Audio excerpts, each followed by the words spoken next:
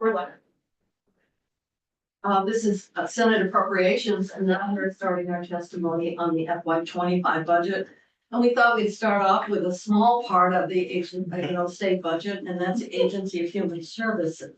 So we have with us Secretary Samuelson and Rich Donahue, CFO, and where's Tracy? Tracy's in Waterbury, Oh, holding down the fort. oh, all right. Well, good. Why don't you come up? You both want to. And I see you have a document here. And obviously, we'll be taking more detailed testimony from the individual departments, but I think certainly there are areas where we're probably going to have some discussion that might be on the one time, and that's emergency housing, and where we're going to find ourselves at the end of June. So I'll let you start, and then we'll open it up for questions and reminding folks that we'll be drilling down in each department. So for the record, it's Jenny Samuelson, the Secretary for the Agency of Human Services, and thank you for having us here today. As Chair Kitchell mentioned, each of the departments will come in, and so we'll defer many of the detailed questions to them to really get into the nitty-gritty. As a reminder, the Agency of Human Services mission is to improve the conditions and well-being of people in Vermont. Our mission is committed to fostering a positive change in the lives of Vermonters, and it underscores the dedication to creating an environment where individuals not only survive, but can thrive. In order to accomplish that, our budget this year, as proposed, is $3.3 billion. With unduplicated, for the total spending authority, it's $5.38 billion total. This represents an increase over last year's budget of 2.97% overall. And you will also see, based from last year's budget to this year's budget, while this budget doesn't have any new positions, the agency has added 2.4% increase in total positions across departments. And that's some movement between departments, that's some positions that have become permanent that were limited services before, and it's the loss of some positions in departments as federal funds come off. To go through the highlights of what you'll see, and we'll go through in more detail for this budget for initiatives. We have the psychiatric residential care facility. It's an addition of a 15-bed facility in the southern part of Vermont that serves youth. So that's the Bennington. That's it. Actually, that's in Brattleboro. This is a common question. Oh, we do have the Bennington post. So Bennington are hospital level beds that are at Southern Vermont Medical Center. This is residential level of care beds. Oh, okay. At this point in time, Vermont does not have any residential beds for youth, secure residential beds for youth. And thus we have about 40 youth who are going out of state. And we'd like to be able to bring them closer to home. We also have 18 youth who are currently on a waiting list for this level of care. We're not only are we bringing it closer to home, but there's significant delays when we send a youth out of state in order for them to get to the right level of care. So we see them either waiting in emergency departments, waiting with the Department for Children and Families, or in other places within our system. By working with the Brattleboro Retreat, not only do we have a step down from their hospital level of beds, we also have worked very closely with them to be able to expedite the process of getting individuals in care. So are they increasing the beds? They're Mhm. they're adding additional youth beds there. It's 15 beds total. It's the Department of Mental Health can go into details about how they've shifted the beds, but they've actually shifted where the different beds are on their campus in order to accommodate this. So it's not. These are not the children that require treatment in a secure facility that are in the state custody of DC. Some of these youth would be in DCF custody. It really depends on what their level of care needs are. All right. So these beds represent beds that we use for the Department for Children and Families, Department for Disabilities, Aging and Independent Living, and Department for Mental Health, with mental health having the majority of the individuals in this level of care. Did you say how many beds? 50. 15 after that here. And this would be in the DMH budget. It's in The appropriation sits in the DEPA budget, but there would be placements from each of the the departments. partnering departments. All right. And we'll go into more detail on this in just a moment. In addition to that, there's the last year in legislation, there's the drug repository, just to remind folks, the drug repository are pharmaceuticals that prescriptions that are used that have been dispersed but have not been opened can be reclaimed and then used in the healthcare system. This prevents them from being wasted and also has significant cost savings for the state of Vermont. We do that. But there's a cost to implementing that. There's a small cost implementing it. We'll go through that in detail in a second, but the return on the investment is significant. Well, everybody wanted to do it. It was just the complexity of assuring the integrity of the drug and blister packs and the expiration date, the tampering. So, it's good that we finally. We've seen several states go ahead of us to be able to implement that. So we've got 180 shelter beds that we expanded this year and used one-time funds for that shelter bed expansion. We're putting that permanently into the base. There's permanent supported housing. This is an 1115 waiver, a Medicaid waiver benefit that we added in our last negotiations that allows us to provide supports for individuals who are in housing programs in order to achieve permanency. There's also the summer EBT program, which allows EBT benefits for families with children while school isn't in session. Now, should we connect this with the recent coverage that was in the news that we did not participate in the summer program? And my understanding was that we just simply couldn't do the programming to implement the benefit, but you're trying to get some kind of retroactive Yes. access to that benefit. Could you perhaps, while we're on it, Yeah. explain where we are now? There were federal requirements, and DCF can provide the detail here. There were federal requirements that we were challenged to meet related to data. And so we've been working with the federal government to try to overcome some of those challenges so that we can implement the program this year. And they will be submitting their state plan for this service in 2 days. To FNS? Correct. Okay, and is there any possibility of getting access to the benefit retroactive? The intention is to implement for this summer, and so the state plan would address the program needs for this summer. Do you know how much The benefit? How much is the summer EBT program? The overall cost Yeah, to the it's no state. cost, except administration, right, 50/50? Yeah, we're jumping ahead a little bit, but yeah, Okay. there's, in 2 slides, we'll actually go through the numbers for each one of these. I guess we want to know what would be the benefits that would flow directly to families, not the administration. Okay. Yeah, DCF. DCF will have to answer that. And then That there's, is probably what you wanted to know. mm, Okay. and then there's the final initiative that we have that we'll be walking through today is that, for the last several years, we've had skilled nursing facilities submitting either emergency financial relief. In last fiscal year, it was $18 million. This year, we anticipate it being at least $17 million. We have identified in their rate methodology some challenges that if we were to address them, with a rate methodology update, we believe we can stabilize that system so we don't receive as many one-time extraordinary financial relief and/or we've seen several facilities close or are on the verge of closing. I know your study recommended changing the 90% occupancy, Yep. rate, for example, which has had real impact, obviously. There are a few very technical changes there. In addition, in the budget, you'll see adjustments for caseload and utilization in the Medicaid program and in the Child Care Financial Assistance Program. And then there'll be several one-time funded initiatives.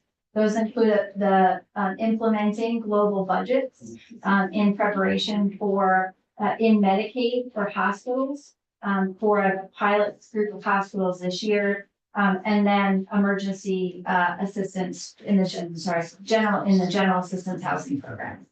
Can I ask a Yes, go ahead. question about your, well, I guess it's on that by chart too, which doesn't really have to do with your budget, but how long has DOC been the agency? Is it always And been? since the creation, That's I always- know because I predate the creation. Okay, well, I was gonna ask you, yeah. Mhm. So it is It's always, always been with it. Yes, Is that the way other states do it? No, For me, it it seems is- weird. no, it's the only state, but I would argue that it makes sense because first of all, incarceration usually means people have families back in the community. They need to be supported by the community oftentimes.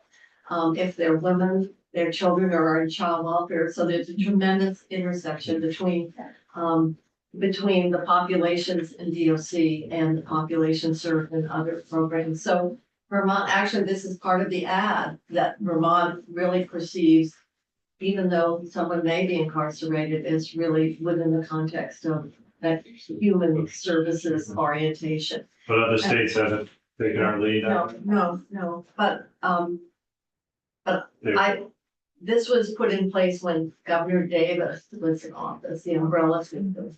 And I predate that. Good job. I started when we still had overseers of the poor, just to give you some perspective. And before we had a food stamp program, and before we had a child support program, and before Medicaid was anything other than if you're on public assistance, you get it, if you're in a nursing home and you're poor, you get it. But pretty simple, Right. healthcare was very simple. So that's the answer to your question, Okay, and thank you. then some. That's good. Look what you did. I A lot know. cheaper too. Oh, It was a lot cheaper back.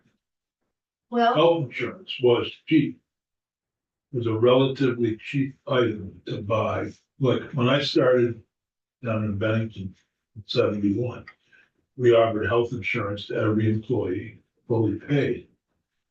And it was relatively cheap compared to other benefits.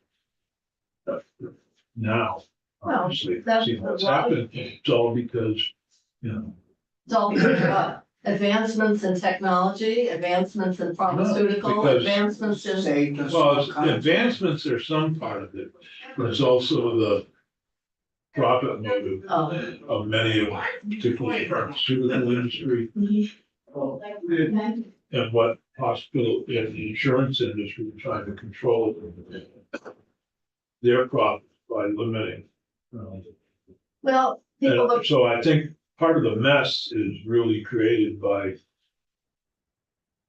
having. maybe you could hire out as a national consultant because the cost of healthcare seems to, and control seems to be somewhat elusive. Why my property taxes are going up according to my local school board. One of the, Only one, they're not going up any more than they are for state government, but Oh, just to point it Really? out. 16.4%. Uh-huh. So, and of course, we're accommodating that in the budget because of the pay go for retirees, it's all out of the general fund. But we won't get into that, Senator Sears. We won't. No, we won't, because we want to give the secretary more time before we go into our public hearing. So we, Really looking forward to that. I'll be in here. I know, I by don't know why yourself, everybody else ran away. I think because it's gonna be warmer, we're not getting any heat for the rest of the afternoon. I'm fine, we're opposed by it. Well, we'll be thinking. I, you know, I don't want to say anything in that public hearing that the House would misconstrue, that's why I don't. Oh, All right, Oh, so let's keep going now that we've had a trip down memory lane. In terms of, So then the next slide is just a high level snapshot of the general fund appropriations by department. The orange being the largest slice, which is the state fund match for the global commitment program. what is the current match? Well, I know you have varying matches, but what is and I know that that went up a little bit, which helped, with your Yeah, budget. What did it? So the current state fiscal year 24, it's approximately 43 cents on the dollar for state match. And in fiscal year 25, it's 42 cents, 0.4217 to be precise. Uh-huh. Okay, So that's helping us in terms of the budget. proposals for fiscal year 25. Because the state match requirements are not, have gone down a bit, but on such a big base, even a little bit adds up. So, okay. So the next slide just shows the number of positions by department and the change in positions by department from the fiscal year 24 governor's recommended budget. The largest number of positions being at DOC, followed by DCF and others. Oh, Sure. I don't know how many, Senator Sears, you may be the only one. Val Spallini, he worked for social welfare for many, many years. He passed away yesterday. He was 98 years Who old. was it? Val Spallini, he used to be, division director, back Department of Social Welfare. And Back in the day. back in the day, and he came to Vermont from Rhode Island for youth residential program there. Mhm. So, Back social welfare had the kids at week school who were under what we call neglected and abused. And corrections had all the probationers and and we still had, delinquents. mhm. And that was back before we went to regional correctional. We had county facilities, but anyway, a quick question. Go, yes, go ahead. So the 3,829 positions, these are all new people? No. No, That's an increase over the governor's recommended budget for fiscal year 24, and that's a combination of permanent classified positions, limited service positions that are part of adopted grants approved by the Joint Fiscal Committee. So it's a mixture of Gotcha. position types. that was my question. Good, thank you. I'm surprised that DCF has 1,023, DOC had 1,060. I thought DOC had many more employees on that. So I'm surprised. Well, we can talk to Commissioner Winters. And also, any other, we're on to the base, sheet. Okay, let's keep going. So this is obviously the, additional beds at Brattleboro Retreat. No, this is for the psychiatric residential treatment facility for youth. I beg your pardon, yes, that is correct. This is 6 months appropriation for that capacity. That's $1.5 million general fund, $3.6 million global commitment gross. But this is The idea of, program that you're referencing. Yeah. So now we're gonna go through and more just to orient folks, we went through kind of high level. We're gonna go through the detail of what each of the items costs, for the initiative. And so you'll see a little bit of a repeat. Again, Alright, this so is the this is residential facility For 6 months. versus the hospital, which is in Brattleboro versus Bennington. yes, and this is based on estimated date of implementation in fiscal year 25, subject to receiving the appropriation. And then as we go through each of the line items here, high level, we can then also, if it suits the chair, go into the detailed ups and downs of the secretary's office. So this is the psychiatric residential treatment facility appropriation. The next item is 6 months? Probably July 1st is when they're gonna start at the end of the year, Which is mid-year. feasible for the Brattleboro retreat to get up So and you up only and need, up. you only So need half of the fiscal. They won't be able to get it operational till the beginning of next year. And then they'll need to put, then over time, they'll fill the beds. So it's just what we estimate the cost will be. We'll bring it on as soon as that it is available. But in 26, it'll have to be annualized the full amount. Correct. Okay, so drug repository, that's just started now. It'll start in 25. They will start in fiscal year 25. They're currently working to get the RFP and the proposals and everything set. Who is doing that work? The Department of Health. Yeah. And so the estimated gross cost is $356,000. You had asked earlier about that. The next line item is the shelter bed expansion, which is spooling up this fiscal year to implement that expansion. This is the annualization of the cost of the additional 180 beds in permanent shelters for $7.1 million general fund. Well, and we'll have a lot more conversation, I'm sure. Waterbury, Bennington, Rutland. Yep, these facilities are in a variety of locations across the state. DCF can provide more detail Well, on the actual locations. I'm asking about Waterbury because that was supposed to open Yeah, like April first. so there are two things here. You'll see one is the permanent shelter beds. And I can run through which of the communities those are in, but DCF can provide more detail. We've added 180, or in the process of adding 180 shelter beds to our shelter system.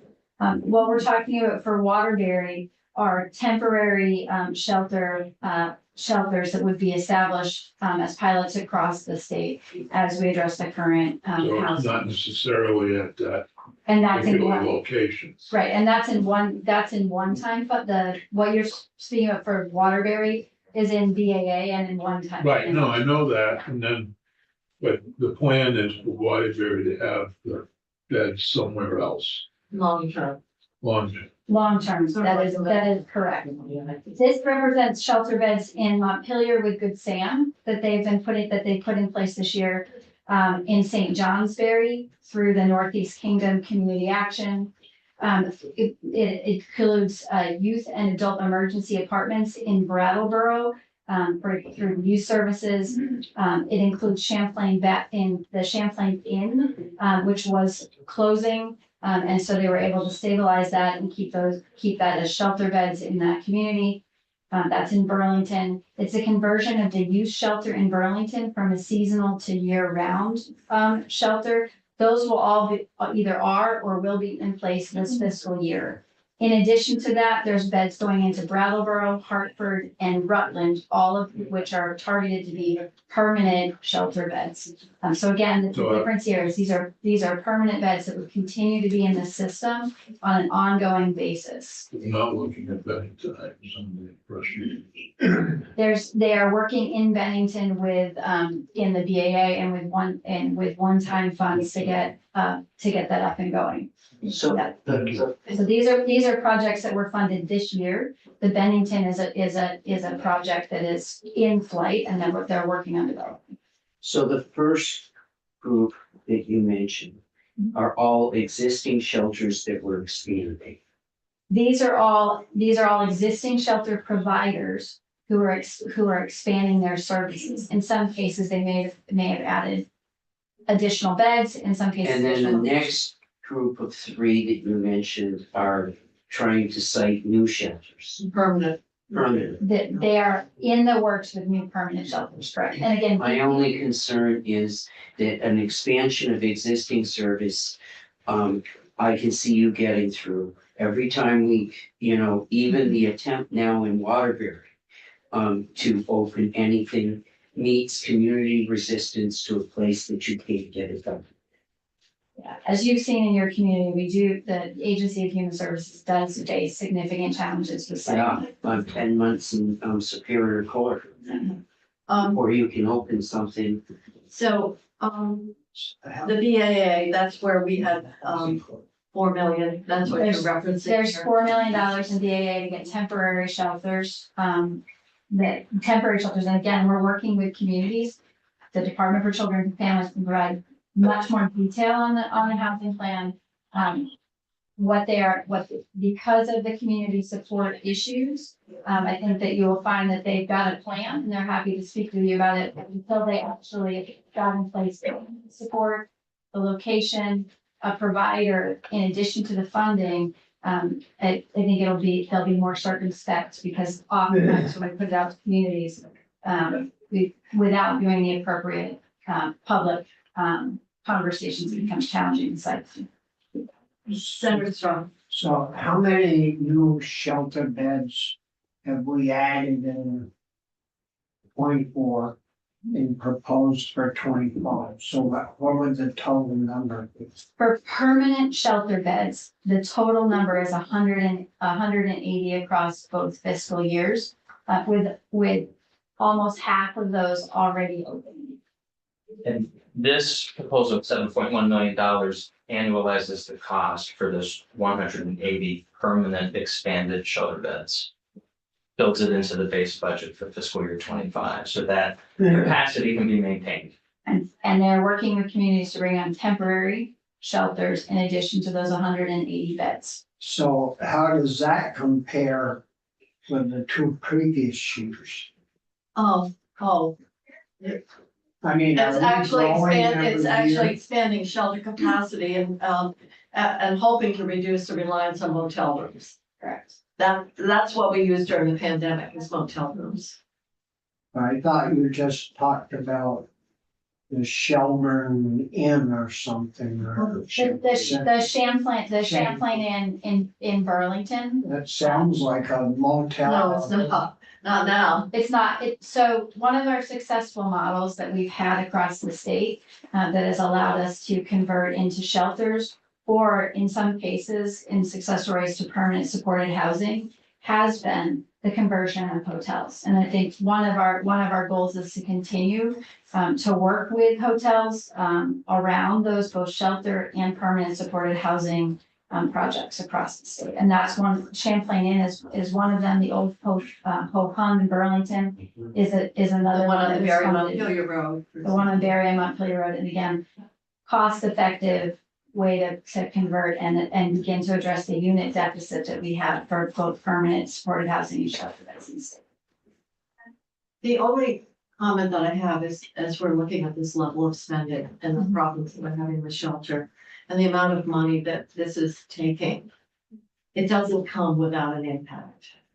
And we're seeing that impact in other places within the agency. I mean, to bring in a 2.9% increase is compared to, well, for some of us, we're just talking about 24-30% increase in school budgets. To find this level of funding or allocate this level of funding. People need to understand this is a zero-sum game, and you're coming in and your budget's proposing probably no increases for a lot of the community-based organizations. We're not talking about anything more for reach up, benefits, for example.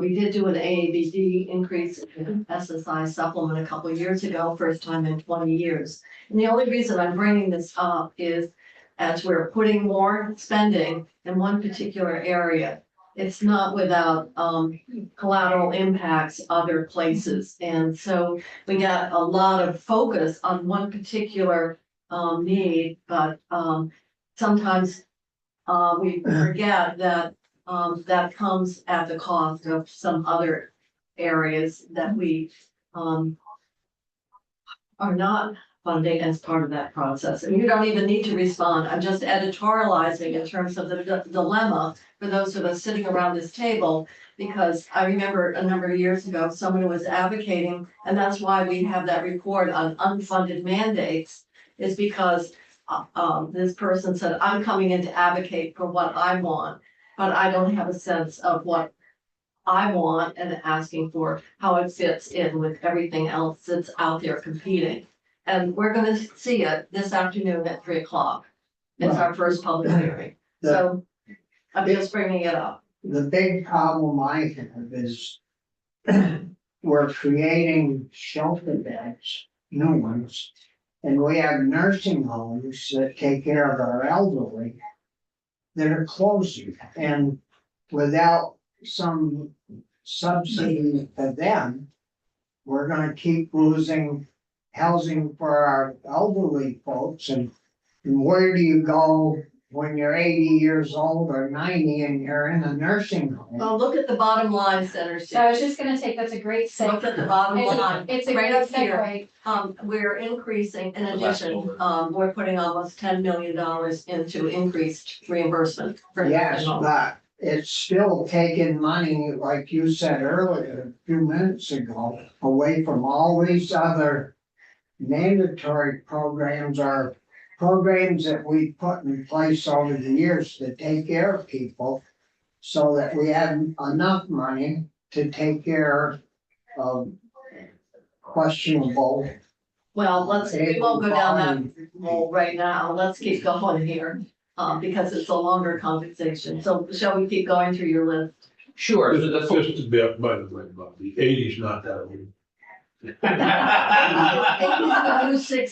yes, 60. Not anymore, so I'm just thinking next year or. Wow, He's doing some longer. I'm at that age. Oh my gosh. Well, not only are we have a lot of seniority, but we're also going Also to be old. described as old as well. And I think that's ageist. I would like to point that out. Old. Yes. Is it better than elderly then? Did they switch it from elderly? Older, right, instead of elderly, now it's older. So just keep that in mind. You're not elderly, you're just older. Learn that. My memory's still good. Yeah, Well, yes, yes, it is. whoever the, All right, let's keep going down through the list. So the fourth bullet from the top, staying with the theme of housing needs, $760,000 in global commitment funding for permanent supportive housing as a pilot, under specific authority with our global commitment waiver, we are able to provide wraparound services for individuals with disabilities and Well, we have through SSAs for a number of years. This is So, something so different. let me, so the common question was, what is permanent supported housing? This is the first time Vermont will be implementing it under the 1115 waiver. What this allows us to do is, work with individuals who are exiting homelessness. It provides in other states that have already implemented this as a benefit. It helps to provide pre-tenancy supports and post-tenancy supports for individuals so that we can more successfully prepare them to enter housing and then more successfully keep them there. Post-tenancy supports are things like, how do you work with your landlord? What does it look like to resolve a conflict with the tenant next door? How do we make sure that you're still connected to mental health and other services, if those are services that you need? So the goal here really is to provide those services that allow for that transition. This is not, again, it's services. It's not the room and board. No, so is this Housing First, or as one of our current providers of this as an SSA? I'm gonna center Bruce and then. That answered my question. Is there any, thought about connecting this with some of the housing dollars that we have? And to sort of identify some housing slots for folks with disabilities, for example, and it's a pilot. So have we identified a place for these folks to go? Because I'm continuously hearing from my constituents about a need as those with disabilities, Down syndrome and others mature, they need a place to stay, they want to get out, they want to be independent. So is there any linkage of the services program that you're talking about?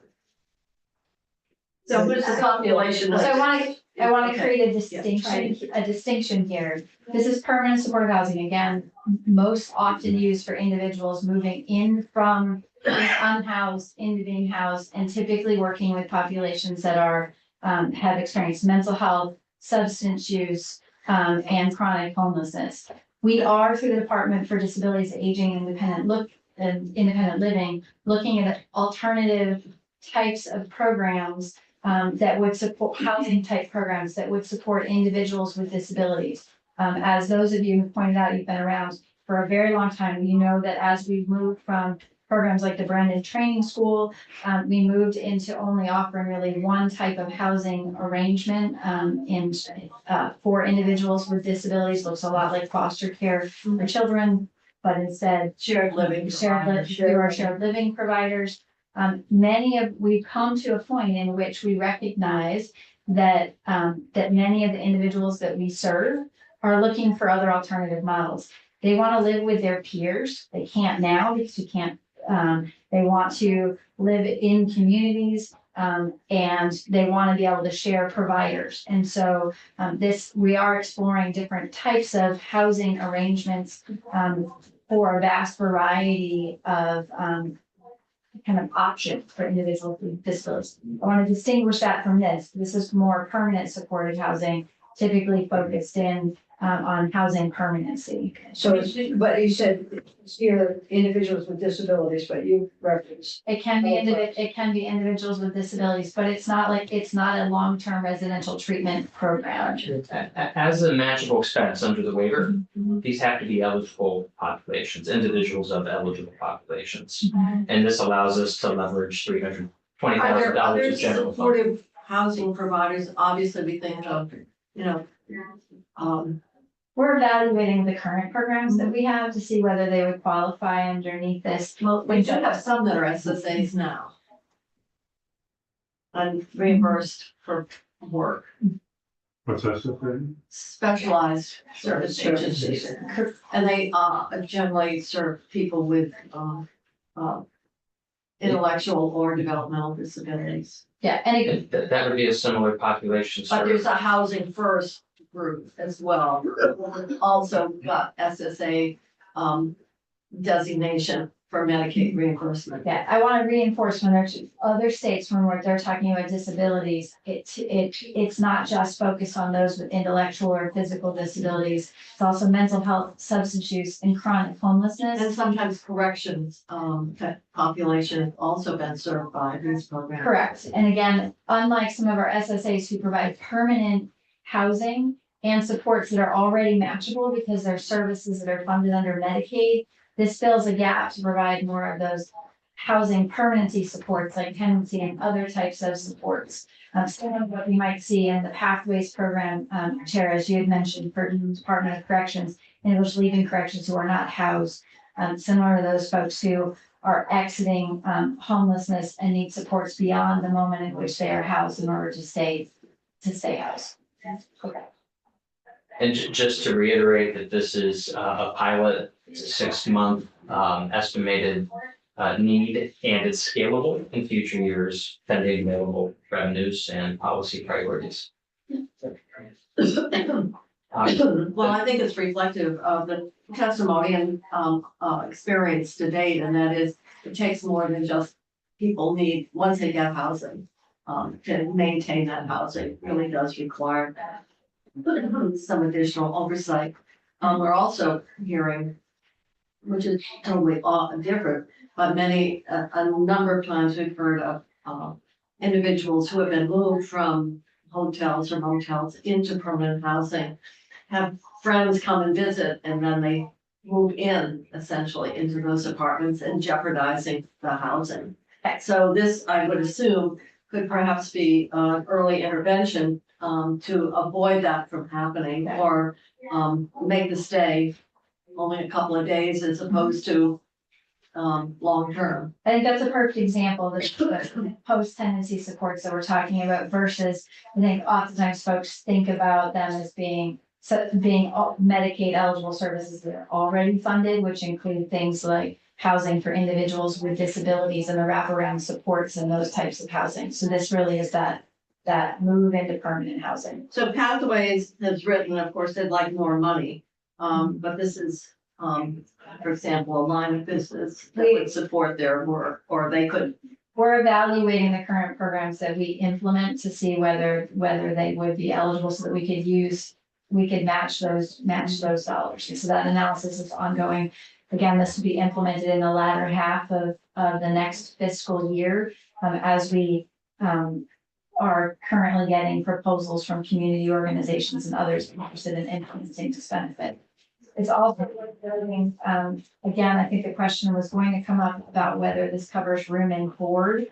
This isn't the room and board costs, but we are looking at, we've seen several other states who can get rental assistance, which helps bridge the gap between the time someone is waiting for a HUD voucher. And we are looking at determining if we can open up our waiver in a very small way for an amendment to follow those other states. Medicaid wasn't willing at the time that we did our waiver. Did San Diego do something like that? Several locations in California have done it. We've seen it in a couple of other places. Typically, the benefit is 6 months. Again, it's not intended for long-term funds, but really bridge funds to assist individuals as they're moving out of homelessness and into housing. Which reminds me, Senator Ingalls said he does a lot of he acts as an agent for rental property, and he indicated that he had a number of available rentals that would be at the level at or below the HUD limit. Somebody ought to give him a call, just to see, because he indicated that in fact, there were vacancies and they were at rates that were, I think, seemed to be quite affordable in the scheme of things. Yeah. Now, they may not be in areas. Right, that's what. You know, that's what Well, they certainly aren't in my area. Well, that's because you're so upscale. Maybe, I am, I don't have totally upscale apartments, but I have a running list of, well, we were quite surprised to have him say that. So I just simply wanted to pass that on as, something that could be explored. And it may not yield anything, or maybe, their locations are such that it's, you know, an you're issue. not. So I just thought I would bring it up since, we heard it, Senator Pertlock and I the other day. Thank you, we appreciate it, and we'll follow up. And then, of course, this is just, getting our nursing homes out of that constant emergency relief and getting, Skilled nursing facilities always refers to what we used to call nursing homes. Yes, skilled nursing. Licensed skilled. Yes. and part of the problem we've had is because, the cost of contract nurses have been so high and vacancy rates, they haven't been able to even fill many of the licensed beds. And then, of course, we hear from the hospitals because patients are backing up, because they can't, or they violate their licensing requirements. So it's been, once again, one of those circular problems. All right, so we'll go to the last page. Yes, last page are one-time initiatives as part of the 25 governor's recommended budget. The first item is $9.2 million global commitment spending for the hospital global payment program. And I didn't know if Secretary had more than one. This is gonna allow Medicaid to be able to allow Medicaid to offer a hospital global payment program to up to 5 hospitals who've expressed interest this year. I often get a question of why is there a cost to it? This is it's a cash flow issue. I think that's the best way to describe it, because we know, because of the claims tail, it's moving these hospitals for the populations they serve from retrospective to prospective payments. So we're paying out the prospective payments at the same time as we're catching up to the retrospective payments. And have you dealt at all with the problem with the Medicare?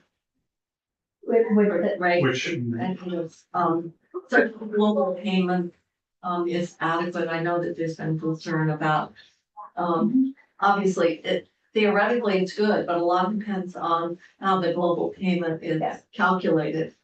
And I know Medicare has been a problem in Vermont, so I was just wondering so this. how we stand on that. This is the opportunity for us to try the program out with Medicaid. Medicaid has been providing prospective payments for almost the entire time of the current all-payer model. What this does is allow us to move from serving mainly attributed lives to expanding that out to the lives of the hospital, the full population of the budget the hospital serves. So what about the duals? What are you doing with them?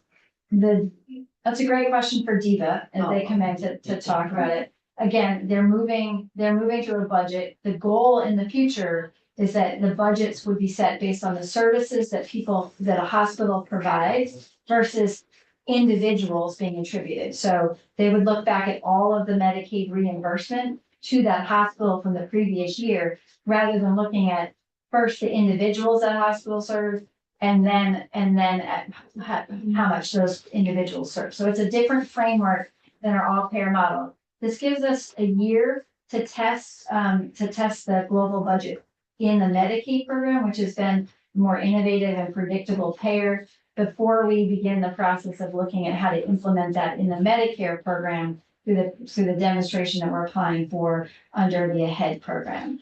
We recognize the issue, Chair Kitchell, that you mentioned before, that Vermont is a low-cost Medicare state. Because we've had many programs that have proceeded on this, and the evaluation results have shown that those programs have saved Medicare money.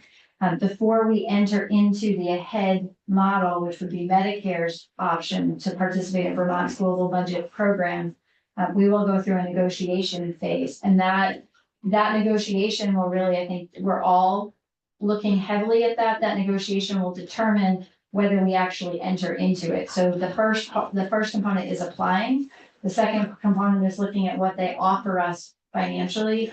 And all of us are committed, whether it's the hospitals, the Green Mountain Care Board, or the Agency of Human Services, at looking at that with open eyes to make sure we don't commit to a Medicare rate that's not sustainable for Vermont hospitals. But that negotiation will come at the tail end of this year and in the beginning of 2025. So we'll be in a better position to report back on that at the beginning of the next legislative session. So these, on your highlight, should say global payment program for the AHEAD model. Sorry for the confusion. It's the global payment program for Medicaid. So that, because in order to enter into AHEAD, we need to have both Medicaid and Medicare, and we want to try it in the Medicaid program first before committing to Medicare, which is a higher level of risk for our hospital. So we'll add, we'll add that in the future slides, but this really is Medicaid portion of that. So that highlight is a little confusing because it just says the AHEAD model, Yeah. which I had interpreted as Medicare, you're Medicare as absolutely well. right. But then it's only the centers. This is Medicaid. So our waiver currently allows for the hospital global payment for Medicaid, so this can go through regardless of what.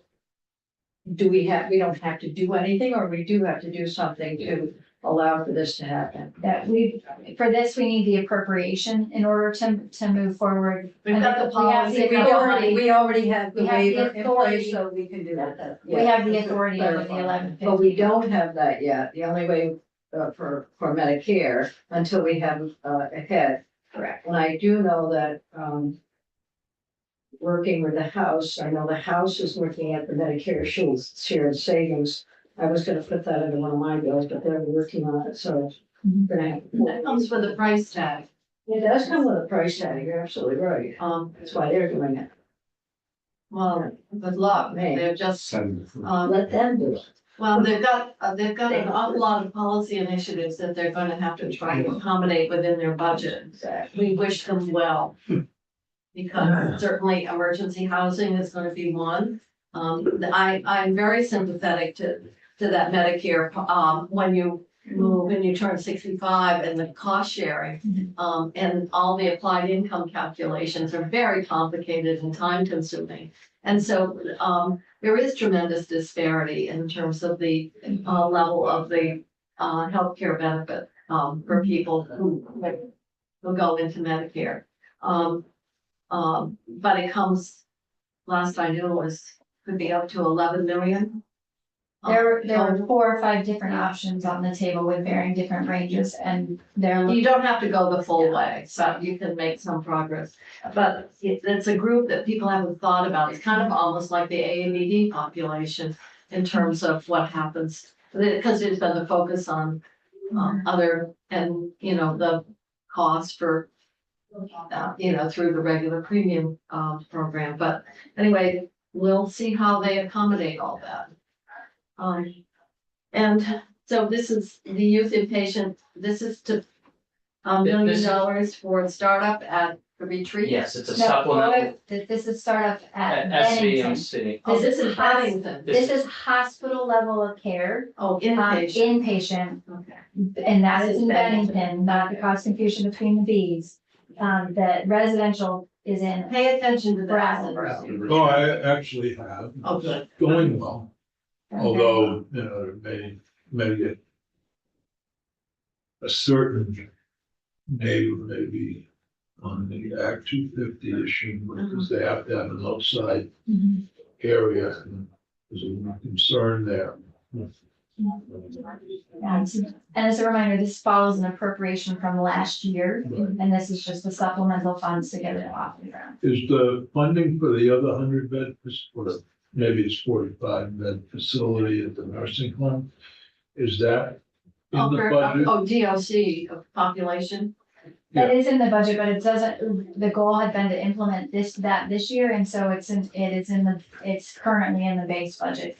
Just so for everyone's reference, that is a facility in Bennington, that is a skilled nursing facility that will, step up its level of care in order to provide additional care for individuals who are of higher complexity. So mental health, individuals experiencing mental health, substance use, or who may have dementia or others that are causing behavioral issues. Other skilled nursing facilities don't have the it's still skilled nursing level of care. I thought some of the people would be are currently being housed in DOC and they could go into a more appropriate Correct, care. and correction, But it also would match Medicaid. correct. And the DOC population, you don't get one there. Only if you discharge them.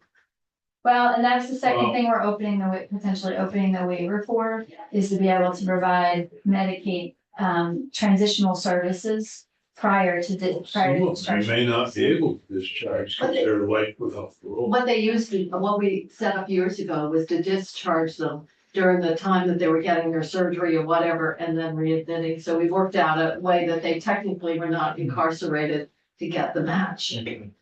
But I'm talking about some of the older people who are serving Older life people. without, older than 80, No, we know 81 and up. they're nursing home level care and they're Right. being, There are individuals in the nursing home level of care But- who are in corrections, who we cannot find a bed for, but who could move into a skilled nursing facility. But the skilled nursing facilities, the admission does not allow for that.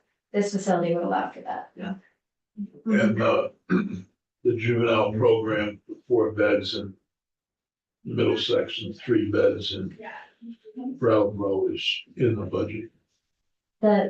Yes, Middlesex is in the budget, So the that's temporary. all How part many of beds what, are here in the psychiatric facility in Bennington? I believe that's 15 beds. yes, I'm sure it is, to get a Medicaid eligible. 50, yeah, 16. how many? 15. Yeah, No, it's 15. No, otherwise, So we're starting to mix Oh, apples. the juveniles. We're starting to mix Okay. apples and oranges. otherwise I hear- it's Yeah, the gonna, juveniles is 15. yeah, otherwise you're gonna have an IMD I problem. thought we were talking about the No. Oh, the yeah, but nursing home. I Oh, heard the a nursing question, home. I beg your pardon, I heard a question specific to the youth inpatient facility capacity, that's what I thought I heard, and I'm Yeah. speaking to that. 15 beds, to keep it, so that it doesn't constitute an IMD and therefore all state dollars. And it's serving youth as well, which Mhm. helps with the potential IMD Yeah, issue. it's also a hospital level of care Right. because it represents, Oh, yeah, and it's part of a larger it's hospital. part You part have of a the larger same hospital, problem. so it's less of an IMD Yeah. related issue, but what it does do is provide a hospital level of inpatient mental health supports connected to a hospital. So for those youth, and we have had several who have medical issues in addition to mental health issues, this particular site will be well suited to care for them. Now, that would be interesting in terms of, length of time that they're in an inpatient facility. But, we'll have to see how that, works. And then, general assistance emergency housing, and that's on top of the 7.5 base. Correct. So it's moving your base up. This is one time Oh, one on top of the 7.5 million base for fiscal year 25, a total of 24 million. Of which 7.5 is base funding. Okay. Which we put in last year. In this Right, year. I think we obviously, in the VA, ended up putting more money in for, emergency housing, so, June 30th is gonna be upon us and, that's a lot of work needed, or we're good. We've got to build alternative capacity, Center of Berkeley. And what's the projection of how much? How'd you come up with the 16.5? The 16.5, and the Department for Children and Families can go into more detail, is targeted to support Vermont's most vulnerable individuals who are now categorically eligible. And this represents the caseload pressure that we're currently seeing in For the the whole GA housing program. This gives 28 days of eligibility for those individuals who are categorically eligible. It also represents, includes the adverse weather conditions. Again, prioritizing those who are the most vulnerable. All the 28 days for the vulnerable or? During the warm weather, it's 28 days for the vulnerable population. And then, during the winter, it represents the winter period.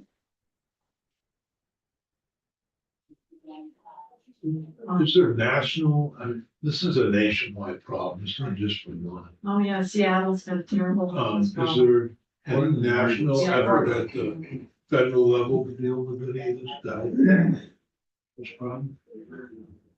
Economic just. Well, it's how you do your count that we did an extensive. Well, can I just get, I think our congresswoman just put a bill in, So the question, $500 million. it's your question. my question is there any efforts, realistic effort on a federal level to deal with homelessness in the states that are, I mean, there's a number of states that are being overwhelmed, not just Vermont. It seems that, So you should mention Seattle, Washington, Oregon is terrible. we're not aware of any specific program. There were during the pandemic, when we were housing individuals, there was pandemic era funds, but those have now expired. And so the federal government does participate in the HUD voucher program and other programs, but we have not seen any expansion of that. And regardless, Vermont's issue is actually a units issue where we do not have enough units to move individuals in. I think that's probably common, no, I think. Yeah, I think that's common in many of the other places. You know, one other area, if we're talking about, congressional action. And I brought this up because everybody, we focus certainly on nutrition. But, one area, and we've got these special benefits and FNS, et cetera, which are wonderful. But the TANF block grant hasn't been, increased since the legislation to move from 4A to a block grant back during the Clinton administration. It's still at $47 million. And you think about where we are now, not to have an increase in that block grant, which is basically the funding stream to provide benefits for predominantly single parents, mostly mothers, for their children. And it just seems to me that there's absolutely no attention to the inadequacy of that federal block grant. Under the old 4A, you would have match, just like you do with Medicaid. So it's not just all on the state dollar cash register. And I keep saying, why isn't, we have all these advocacy groups out concerned about poverty, concerned about whatever. And you really, we are so locked into block grant. I mean, even Livy gets increased, but that one block grant, which provides basically basic needs for our families, nothing has been done. And I really think we should write our congressional delegation, because it is an embarrassment to this country that we have left that group of families. We all talk about all the rhetoric about poverty impact on kids. And here's a program that, these families are truly our poorest. And we haven't done anything for them. And I know that, we have a lot of emphasis, and I'm not gonna get Senator Starr's comment on this. We did expanded hot lunch programs, but that didn't do anything to help these kids. That, the demand for backpacks in my little town for kids, so they have food when they go home at night. It's just hard to fathom that we couldn't increase that block grant after how many years? Decades, several decades. It just boggles my mind that there isn't more advocacy. We have all kinds of things about food stamps and using, restaurant meals and whatever. But why are we talking about how we take care of our basic needs of our poorest kids is beyond me. And if anybody's listening, I would say, please, couldn't we mobilize something to put some pressure to talk about the importance of increasing a block grant that historically has been the safety net for our families for years. And nobody needs to respond, except I'm saying 47 million is long past. And no one seems to be taking up the gauntlet. It just seems to me if you're concerned about our children and you're concerned about their well-being and stabilization, this is one of the funding streams that has been totally neglected. And we have people here listening, and they're obviously advocating for all different kinds of things. And we're seeing just a few voices saying, well, don't forget about, the Reach Up program, of which there's no increase, I realize, in this particular budget either.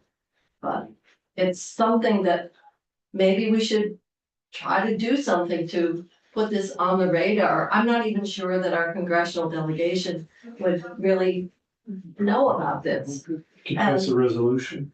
I don't know. I really think it's an embarrassment. So, But they maybe- can't even agree on what day it is down there. Well, maybe These- they could agree on helping kids. No, No. Oh, I mean, it's really, they are so busy, my opinion, Arguing with with each other. gotcha, huh? Yeah, With gotcha politics, I mean, yeah, I is know. the president. How can you impeach the Homeland Security guy when you haven't passed a bill to help Well, deal with the border? How can you, get everything you wanted almost everything you wanted in a bill on the southern border? And then because Trump says don't do it, they don't do it. I mean, it's just well, I'm not even frustrating. at the So how do you level of expect them, how do you expect them to vote to do anything positive for people in Vermont? Well, I continue to be optimistic because it's not just I'm for lost. families in our state. It really is something We nationally. we as a state are the really the place where we can do things together and try to make a difference. That's the only reason that, we can argue about how much should go here, how much should go there, but we're still trying to deal with the problems. I don't see Washington deal with the problems. Well, I'm. Until they had until they had a hurricane in Texas, 2 Texas senators voted against hurricane relief. It's just bizarre. Well, I guess we all share a certain level of frustration. I'm just frustrated that all the advocacy that goes on in this state, there seems to be very little attention given to advocating for this particular benefit that I see so fundamental to the well-being of our families and children. And I know we have people listening. I know we have advocates that are pushing for this or that or want to expand. I'm not debating the merits, but we have to not always sort of forget that we've got some basic commitments here that are going ignored. I just gotta say, I think that, and I totally agree with everything said about Washington, and I totally agree with you, but it happens right here. I, as a landlord, sit there and look at renters rebate has to get increased here forever. And if you touch, anything to do with a homeowner and, the property tax rebate system, everybody's all over you. Well, at least if you own a home, you have equity. If you're a renter, we haven't changed renters rebate in so long, it's not funny. And there's a lot of people that are renting places that can't get out of it. There is in this country, at every level, no commitment to helping people that are truly in need and trying to get out of that it's gone by the wayside. Well, I guess you can see where we're coming from, it's certain frustration. I feel a bit like with reapportionment, the representative from Standard said, don't forget Standard. And don't forget, some of the things, and, so everything is, we like the bright and shiny, and we have requests, and we're gonna have a litany of requests. I'm just telling you, we're going to have a long list of, spending probably 400 or 500 million more than we've got money. It's gonna be a tough budget season, and I don't know how, it'll be interesting to see how, we accommodate and what our priorities really will be, so. Other comments that you'd like to make, we've obviously been making our own comments or observations about the world, but, No shortage of opinions. no shortage of No opinions. shortage. I will point out, I was expecting folks to ask about rate increases for providers. As you said, you've addressed the fact that there will be no shortage of them. The two places our focus this year really was on stability. Over the last 2 years, we've put in over $164 million worth of rate increases for providers. A significant portion of that into our mental health and substance use system, all of that funding was focused on stabilizing the system. This year for rate increases, you'll note that the two places we're putting them in are for the designated agencies with the largest, where we are ensuring that their 3% rate increase, which was one-time funds in the past, for a little over $15 million gets maintained going forward. And the second one was in our skilled nursing facilities, where we are already paying that funding anyway in extraordinary financial relief. So I just want to make sure that was clear, and that there are two places where we really invested rate increases, and those really were our goal was really focused on stability of our healthcare system. Well, we're obviously hearing, because what that means, level funding and an environment that, needs to see increases. But there's kind of a study in contrast in terms of what we're dealing with here and what you have the growth and the larger world around us. Other, questions, Secretary? If not, we will, then adjourn our committee meeting for today and go off live, because we're going to take a break and then go